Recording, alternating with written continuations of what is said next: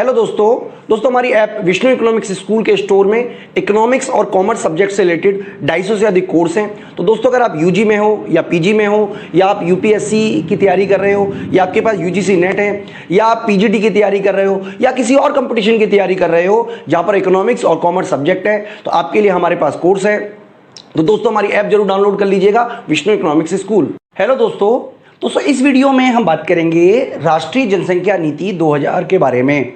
तो बच्चों इससे पहले वाली वीडियो में हमने समझा था कि किस तरीके से भारत सरकार ने राष्ट्रीय जनसंख्या नीति घोषित की थी 1976 में। उसके बाद 1977 में नई जनसंख्या नीति घोषित की, लेकिन इन तमाम उपायों के बावजूद भी भारत में जनसंख्या जो वृद्धि दर है उसमें कोई विशेष कमी देखने को नहीं मिली। हालांकि 1981 के बाद जनसंख्या जो बढ़ने की स्पीड है वो तो गिरी है, वो या स्थिर रही है, लेकिन हम ये कह सकते हैं कि 1981 के बाद जो नंबर ऑफ पीपल्स है वो लगातार बढ़ने को देखने को मिले हैं। यानी कि जनसंख्या वृद्धि की दर जो है उसमें तो कमी आई है, लेकिन जो एब्सोल्यूट नंबर्स हैं पॉपुलेशन के वो लगातार बढ़ रहे हैं। और इसकी वजह से भारत में 2000 में एक नई जनसंख्या नीति घोषित की गई जो कि बड़े एरिया को कवर करती थी।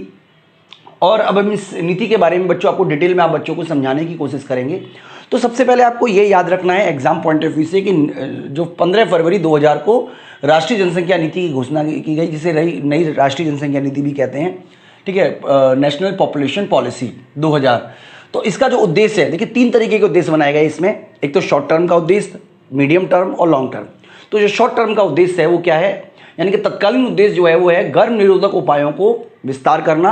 यानी कि गर्भ निरोधक उपायों का विस्तार करने के लिए जो स्वास्थ्य सुविधाएं और बुनियादी ढांचे का विकास किया जाए। तो बच्चों ये देखिए, मैं आपको ये बताना चाहता हूं कि इस तरीके की जो सुविधाएं हैं वो ग्रामीण स्तर पर, गांव लेवल पर पहुंचाने की बात की गई।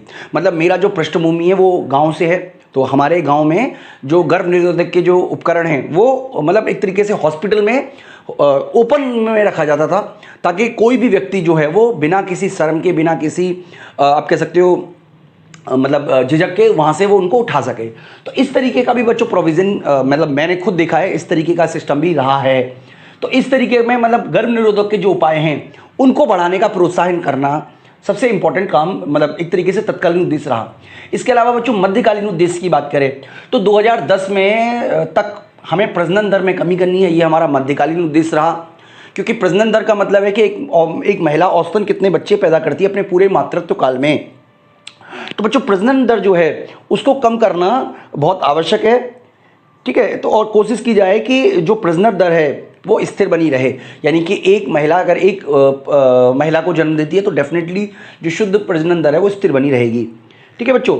इसके अलावा अगर हम बात करें दीर्घकालीन उद्देश्य की, दीर्घकालीन उद्देश्य का क्या मतलब हुआ कि 2045 तक स्थिर जनसंख्या के लक्ष्य को प्राप्त करना हमारा उद्देश्य रखा गया।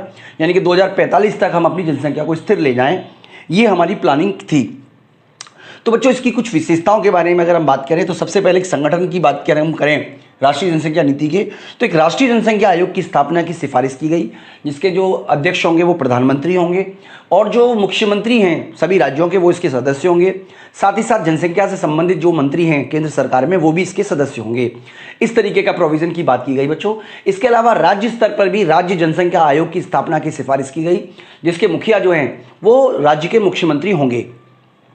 इसके अलावा नई नीति को पंचायत और नगर पालिका स्तर पर लागू करने का बात इसमें की गई है।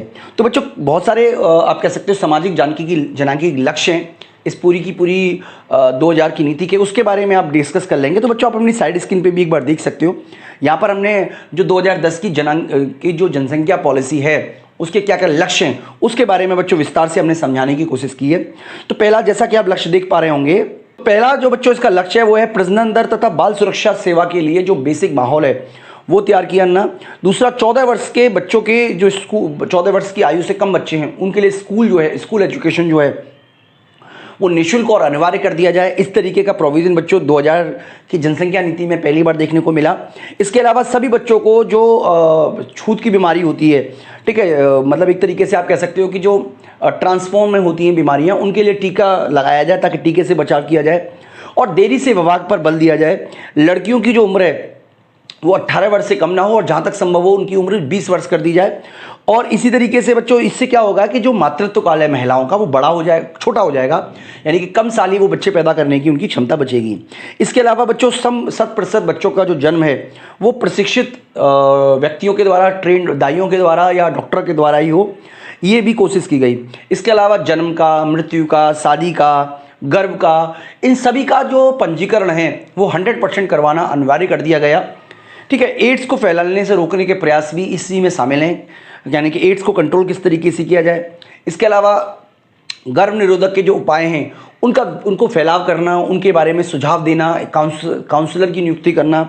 ठीक है जी, ये भी हमने कोशिश किया गया, यानी कि आसानी से जो गर्भ निरोधक की उपाय हैं वो आसानी से लोगों को उपलब्ध हो सकें बिना किसी भेदभाव के।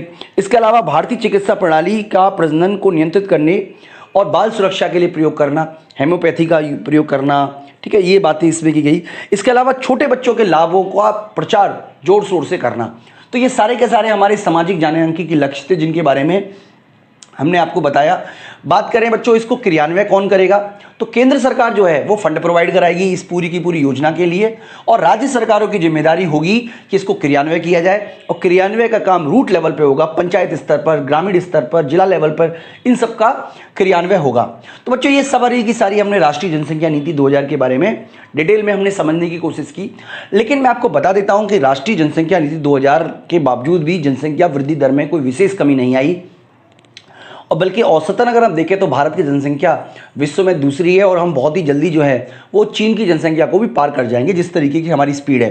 तो बच्चों राष्ट्रीय जनसंख्या नीति की एक तो संकुचित दृष्टिकोण है, हमारा सारा का सारा जो फोकस है वो रहा जनसंख्या को नियंत्रित करने के लिए, जो परिवार नियोजन के उपाय उनको अपनाने पे, जबकि शिक्षा का स्तर बढ़ाना, लोगों का जीवन स्तर इंप्रूव करना, ये सारे के सारे तरीके हैं, क्योंकि अधिकांश विकसित देशों ने इन्हीं तरीकों का प्रयोग करके ही जनसंख्या को नियंत्रित पाया है। इसके अलावा सीमित प्रचार रहा। देखिए सरकार ने जो प्रचार का लेवल रखा बहुत ही ग्रामीण स्तर और छोटी जगह पर रहा, व्यापक स्तर पर, राष्ट्रीय स्तर पर इसका प्रचार उस तरीके से नहीं हो पाया बच्चों। इसके अलावा उपलब्ध संसाधनों का भी अकुशल प्रयोग किया, यानी कि जो संसाधन हमारे पास उपलब्ध थे उनका भी हमने दुरुपयोग किया, या कह सकते हो कि पूर्ण उपयोग नहीं कर पाए। और अपर्याप्त अनुसंधान, यानी कि अपर्याप्त अनुसंधान का मतलब है कि प्रॉपर तरीके से रिसर्च नहीं की गई है। तो बच्चों इस वीडियो में तो मैं आपको इतना ही करा रहा हूँ, और ओवरऑल आपको पता चल गया होगा भारत की जनसंख्या नीति के बारे में।